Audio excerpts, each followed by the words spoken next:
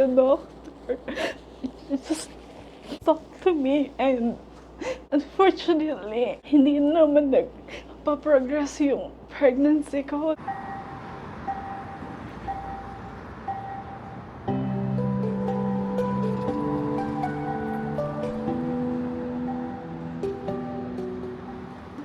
Yeah, for today's video, we're we're gonna be sharing again our pregnancy journey 2.0. Hopefully. So yeah, after my miscarriage, the doctor advised me that I can get pregnant maybe after 3 months. But I don't know. And then bumalik yung yung period ko, yung regular period ko the next month nung after kong nag-miscarriage, nung first miscarriage ko. So nagkaroon ako noon, and then after that, parang na-delay. So parang sabi ko, I don't know if I'm pregnant or not. So just to be sure and just to know, so I have another pregnancy, and this one is like a cheaper version. Kasi unang binili namin is like digital, so this one is yung may line. So we'll see. I'm gonna try, and yeah, hopefully, I don't know. I'm not really expecting anything kung pregnant ako or hindi, or kung delay lang ako. Kasi normally hindi naman ako nade-delay, so I don't know. Whatever the result is, we will accept it wholeheartedly, and maybe it's not yet the right time, diba? So yeah, it's here. I just wee. I'm gonna put it here. So we'll see. We will see. I'm nervous at the same time. God, am I pregnant? I can see it. No, it's not. Yeah, one line may be lighter. Look, you can see it. Lighter. There. Oh my God, am I pregnant again? Oh my God.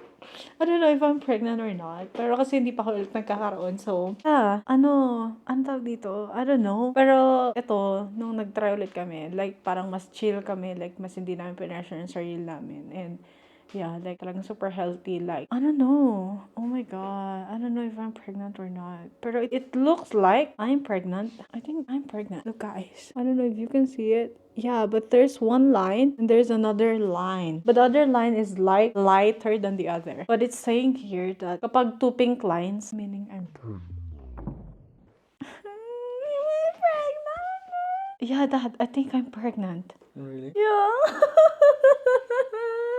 What can you say? Finally, again. Are you happy? Of course, eh? Look, this is like this. See that? Do you guys see that? I don't know if it's clear. I'm not sure if it's clear, if you can see it clearly. But yeah, you can see that there's one light line and the other one is darker. Yeah, I think I'm pregnant again. Like ba? Yeah, there you go. You can see it. Oh my God, here we are again. I'm excited, but I'm nervous at the same time. Like, I don't know what to feel. Pero sana hopefully, diba? Kasi nga, natatakot na rin ako kasi I don't wanna have another miscarriage. And yeah, hopefully, magtuloy-tuloy and sana confirm nga to. Oh my God! Oh my God! So ayun guys, I think I'm pregnant again! Daddy, I think I'm pregnant. No? Oh my God! I think I'm pregnant.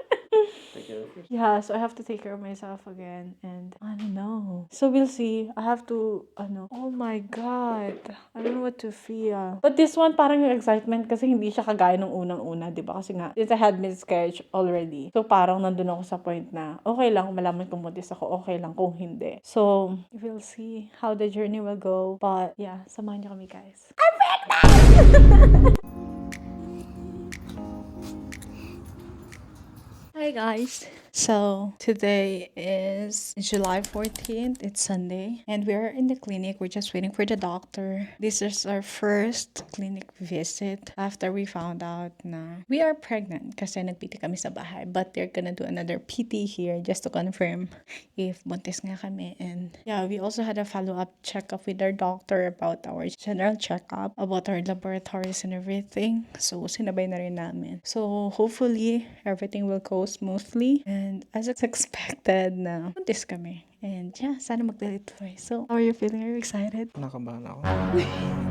Yeah, kinakabahan kami. Pero, laban lang. For baby G. Let's go. We are excited! Yeah! I'm excited. I'm nervous at the same time kasi, of course, kapag nalaman ko na naman na buntis ako, I have to be as extra careful na ulit. And yeah, I don't know. May fear, of course. So, I don't know. See, I'm a pretty mom. Look. Wow. And a handsome dad. Baby G. These are your parents. We are back. We just finished our doctor's appointment. And yeah, we are so happy to share that. Oh my god. We are confirmed pregnant. I am 5 weeks and 4 days pregnant. So I have to do another set of laboratories, another ultrasound, and yeah, I also requested for a doctor's note for me to have a modified work sa aking trabaho kasi nga I have to be extra careful this time. Like, I don't want to risk it again and I don't want to have another pregnancy loss. So this time, kailangan ko talagang ingatan na yung sarili ko. And yeah, good thing is nung nalaman namin na pregnant kami, hindi pa kasi namin alam kung ano yung resulta nung last na ultrasound ko. Kung wala batang lang natira from my miscarriage. So, thank God naman na clear naman siya. As in, wala naman daw natira sa loob. So, safe naman. And yeah, we're expecting na, magtuloy-tuloy tong pregnancy na to. So, I don't know, siguro after 6 or 7 weeks, siguro mag-ultrasound kami. And yeah, hopefully, no, kasi finax pa nila dun sa EFW Radiology, and then they're gonna contact us kung kailan kami available para sa ultrasound.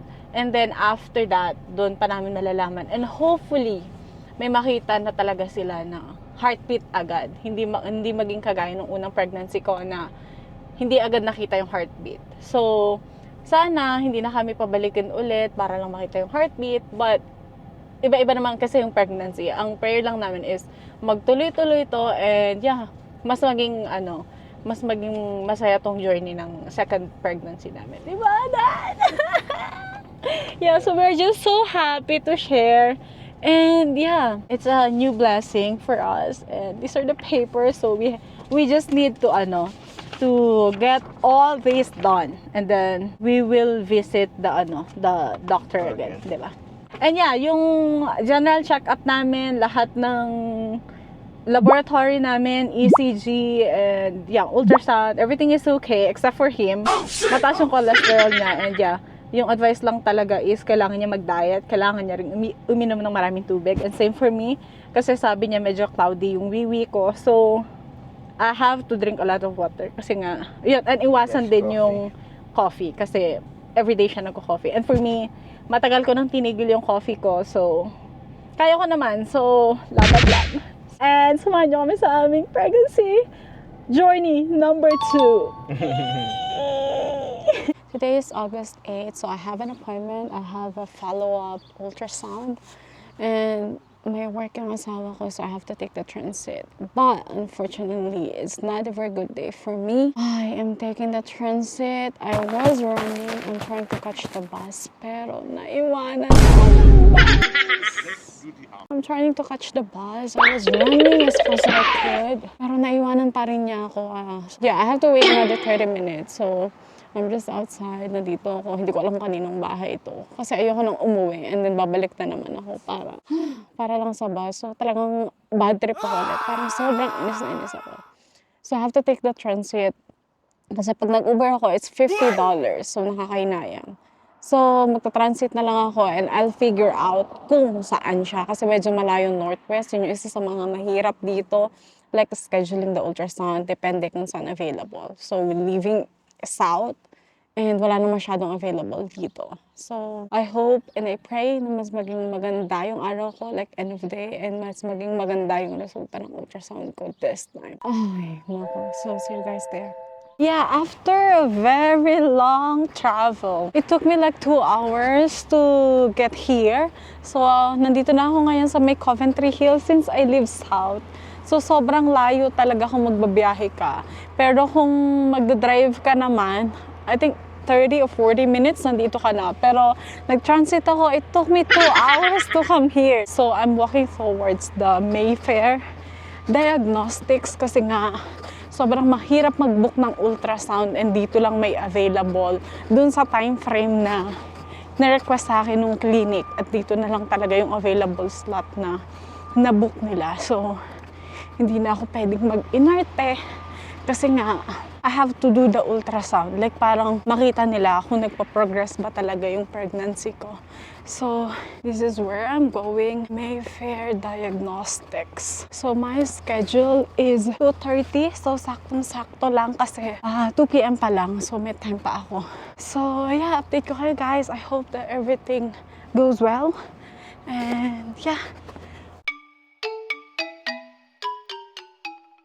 I'm still here in the ultrasound room and we just finished the ultrasound and yeah, pinapakita niya lang sa doctor and they're gonna compare yung mga measurements, yung improvement and yung progress ng pregnancy ko. So, may nakita naman sila na positive signs ng pregnancy like inside the ultrasound, but yung eksakto talaga na state ko ngayon or kung nasa na talaga yung pregnancy ko ngayon, malalaman ko pa mamaya. So, update ko kayo guys mamaya. No, not again. So, the doctor talked to me and unfortunately, hindi naman nagpa-progress yung pregnancy ko. They are expecting to see a heartbeat. Pero, wala ulit silang makita. So, hindi ko alam. I'm hoping for good result. Pero, hindi ko alam. Sabi nila, possibly na finifigure out nung katawan ko kung anong mangyayari. And, posible. And hintayin ko na lang na mag-bleeding ako ulit. So si Daddy nasa work ngayon. Ako lang mag-isa dito. So I have to call him. Pero hindi ko alam kung ano sasabihin ko sa kanya. Kung paano ko sasabihin sa kanya. Pero, Lord, bakit ganun?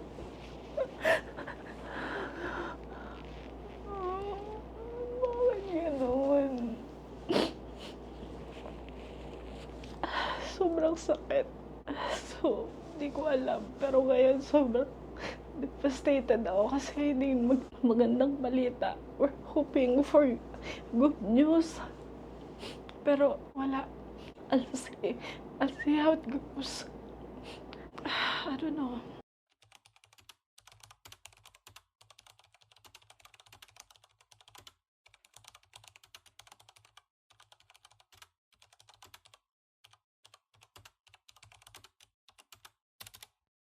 Look at my swollen face and my swollen eyes. We are waiting for the doctor. So we are back and we are back for another bad news, another sad news for us. So katapos lang namin ng appointment sa family doctor namin to confirm everything, yung naging result ng second ultrasound ko. Yeah. Somehow, may idea na kami kasi gusto nila na magkasama kami pumunta. Like, parang wag daw ako pumunta mag-isa. So, somehow, parang may idea na kami na hindi maganda yung resulta. So, yeah. Yung shinare ko sa inyo na, yan, request nila na mag-blood works ako every 2 days. Ginagawa ko siya kasi nga, may sinabi yung doktor na kailangan daw yung result daw nung beta HCG ko is magda-double siya every 2 days. For example, sabi nila dito, yung unang-una ko, like parang around 13K. So, ang expectation nila after 2 days, magiging 26K na yung count niya, di ba, Dad? But, unfortunately, yung 3 times ko na nagganon, ang naging value niya is 13K, tapos nag-14K siya after 2 days, and then after nung third na test ko, naging 12K, around 12K na lang siya. So, hindi siya nagdo-double. Well, in fact, dapat daw sa point na yun, nasa 57K na. So, sobrang laking diferensya. So, yun yung isa sa mga nakikita nilang reason na hindi nagpa-progress yung fetus dun sa loob ng, ng ovary. Yun, hindi siya nagpa-progress. Kasi nga, nakailang ultrasound na ako, 2, and technically, I'm on my 9th week na dapat. Pero, wala pa rin silang makitang heartbeat. And yung size ni baby, lumaki naman siya. Kasi yung unang-una, on my 8th week, nasa 4.7 siya, millimeters. Tapos nung last na ultrasound ko yesterday, like after a week, naging 5.7 millimeter siya. So, maliit pa rin, pero yung nila is wala pa rin siya talagang fetal heartbeat. Masakit lang isipin kasi, like, this is the second time. Bakit laging hindi siya nagtutuloy? Hindi man lang kami umaabot dun sa 9, 10. magkaroon siya ng fetal heartbeat. I asked my doctor why. Like, is there something in me? Ako ba yung dahilan? Sa health ko ba? Sabi niya, hindi. Maaring abnormality yun ng chromosome ng baby or congenital or kung ano man. But they have to find the reason why. Kasi ayaw na nila maulit yun sa susunod kong pregnancy, which is really painful. Sobrang traumatic. Kasi yung moment pa lang na nalaman ko na nabuntis ulit ako, kahit hindi pa talaga ako fully healed from my first pregnancy loss, nandun yung hope ko eh. Like, parang nagka-light ako in a way na may pag-asa na baka ito yung kapalit. Pero, the fact na, isa na naman, like, another na naman. So, parang nagdagdag siya.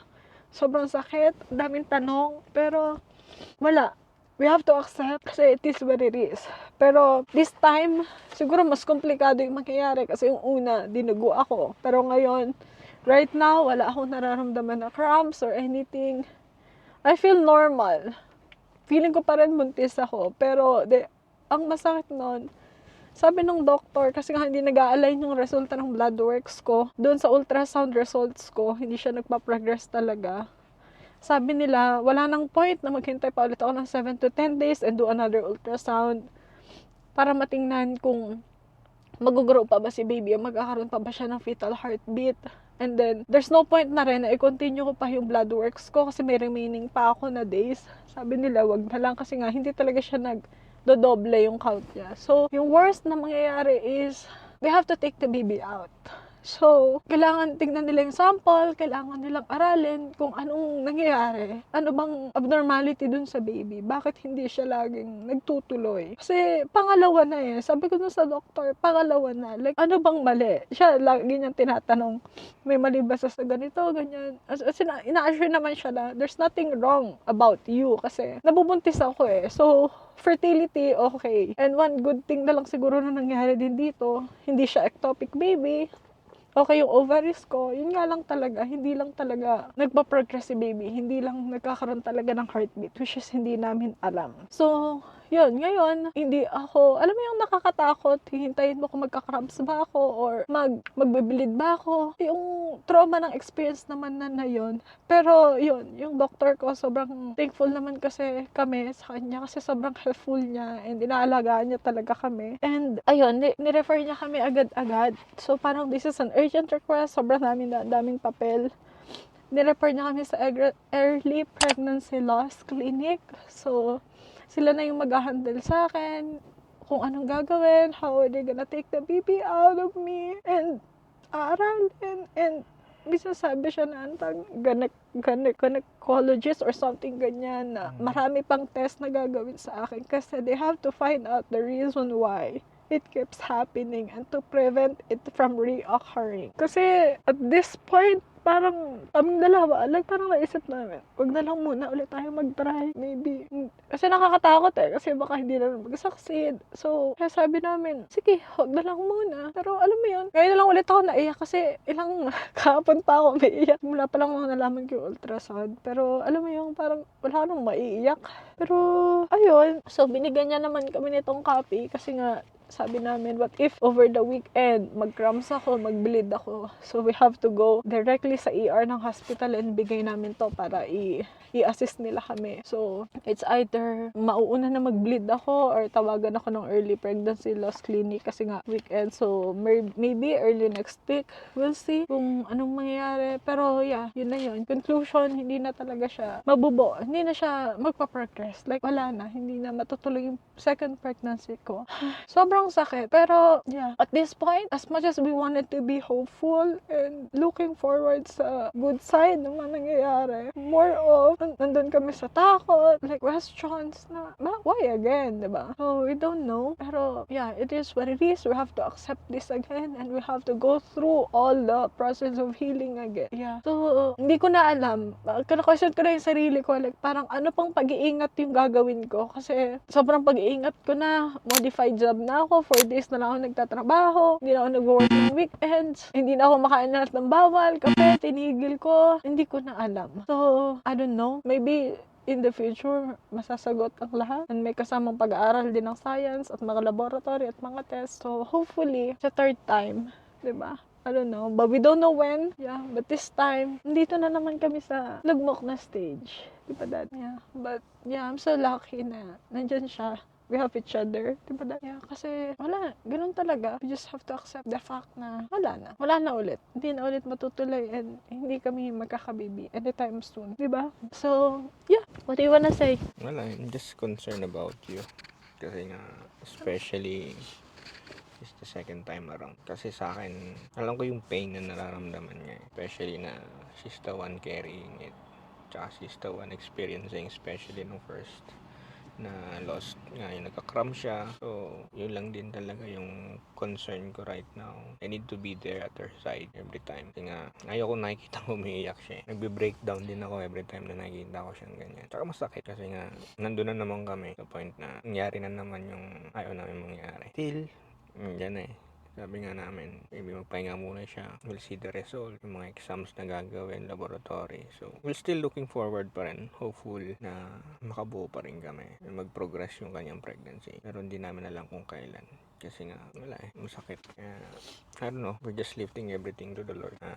Maybe it's not yet the time. Again. Pero When minsan, is the time? Pero minsan nagtatanong din kami kailan ba. Parang nandun na kami sa point na gusto namin, pero maybe sabi namin, maybe may right plan para sa atin si Lord. So, hindi namin alam. Kaya, ang daming questions, ang daming tumatakbo sa isip namin. Kaya, we're just still hoping. At least we have one another na yun ang malaga. Kasi nga, wala na rin naman na kaming kailangan namin maging strong. And, maging matatag. We have to be here for each other. Like, maging present talaga. Kasi, yun talaga yung magpapatibay sa amin. Kahit wala pa kaming baby, diba? At least we have each other. Ngayon. So, ayun. It's a very sad news and a very, very bad news. Traumatic experience na naman sa amin. So, we are just sharing it. And, yeah, we are really open about our journey. Like, lahat ng masasayang journey namin, pati na yung ganitong malulungkot. So, I hope na kung merong mga nanonood na may pinagdadaanan din na ganito, know a lot of yung mga trying na gusto na rin magkaroon, mabuntis, na hindi rin ang pinagkakalooban, diba? Kapit lang tayo. Still hopeful. Yeah. I don't know. Hindi natin alam kung kailan, pero we'll see, di ba? Kahit masakit, kahit gusto na natin, wala pa talaga, di ba? Yeah, you just need to continue siguro yung vitamins niya. Yeah. We'll see kung ano yung magiging result for the next week or coming days. Yeah. So, yeah. Ay, oh my God. So, we'll see you guys again on our next video. And, yeah. I don't know, hindi namin alam kung saan kami dadalahin ng journey na to, pero yeah, samahan nyo kami and please pray for us.